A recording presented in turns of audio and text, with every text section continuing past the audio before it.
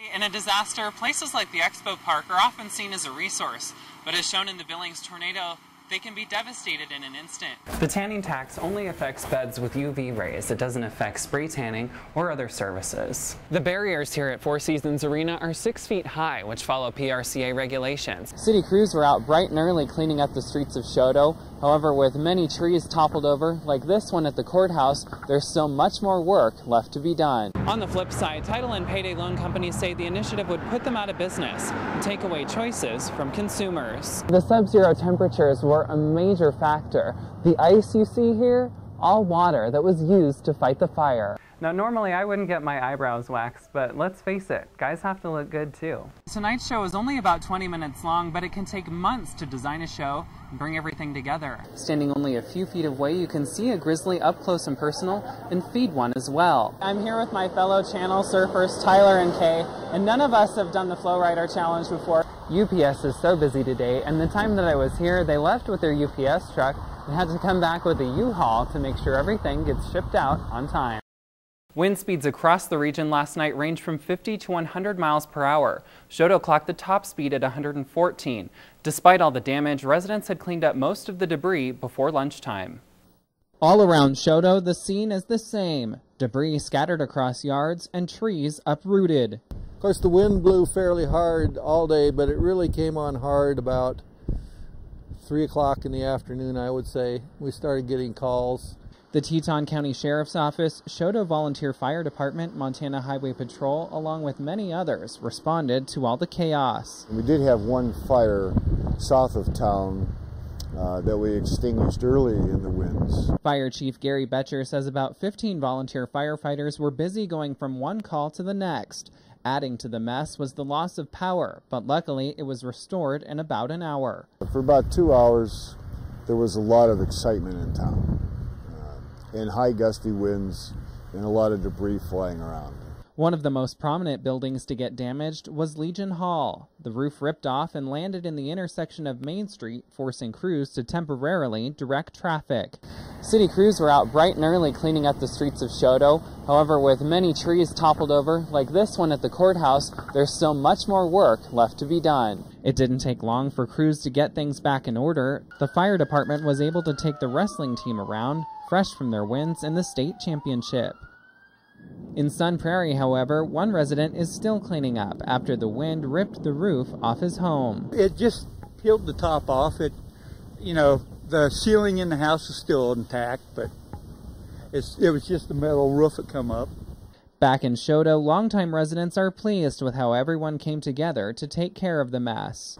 Just good old Choteau. Everybody really pulled together as they typically do when there's a tragedy or an emergency going on. And there was never anybody saying no, or we can't make it, or you're going to have to do it yourself, or whatever. Everybody worked really hard on it, and they still are. Power has not been fully restored to Dutton Power and some other rural residents, but crews tell us they are working as fast as possible. Every morning, along with checking the news and the weather, Doug Moss logs onto Craigslist. I check it out nonstop because I want to see. I want to know if it's one of our rentals that's popping up there, if it's one that we have listed for sale, or if it's another colleague's that has theirs listed for sale. Doug combs the listings, looking for fake rental postings like this one. The pictures and information on it were taken from the Moss Property Management website and reposted by someone else. I took on a new identity as Jack Stone and replied to the ad to see what would happen. Someone wrote back saying they had just been sent overseas on a mission trip and asked me to fill out a rental application. They also told me the only way to see the property was to head over and look in the windows. My concern is somebody peeking in the windows of a property that's occupied and then possibly even going and trying the door, which people will do. Could turn into a really bad situation really fast. I did go to the house from the ad in person, but instead of looking in the windows, I met Doug's wife, Chris, there. It causes more problems, I think, for the tenants that are trying to rent the property because they're sending deposits off to somebody who doesn't own or manage the property and can't give them keys or possession of the property. For us, it's more of an inconvenience because we're getting the calls and emails. To prevent all this from happening, Doug set up a scam team among his colleagues. If he sees a fake post, he'll send an email out asking everyone to flag it. And if they each do it from home or on their smartphone or at work, that's enough tags that they'll go away. And typically we've been getting rid of them within an hour or two. Although they're doing everything they can, they have some advice for those looking for a place to rent. If there's no contact information in the listing, there's probably a 99.9% chance it's not legit, that somebody is scamming you. In Great Falls, Alex Grubb for Montana's news station. See that line right there? That's the runway right there. Third graders from Our Lady of Lourdes are on a once-in-a-lifetime tour. First stop is the radar room and the air traffic control tower. We saw planes come in. We heard the pilots talking to the people in the tower. We saw like cameras, like those green oval things, and they go around and around and around. After the radar room, it was up to the top of the control tower. It's very high and I like high stuff. And you can see the plane way up there landing. They looked way smaller. Driving out to the runway, the students saw what seemed to be the highlight of the tour.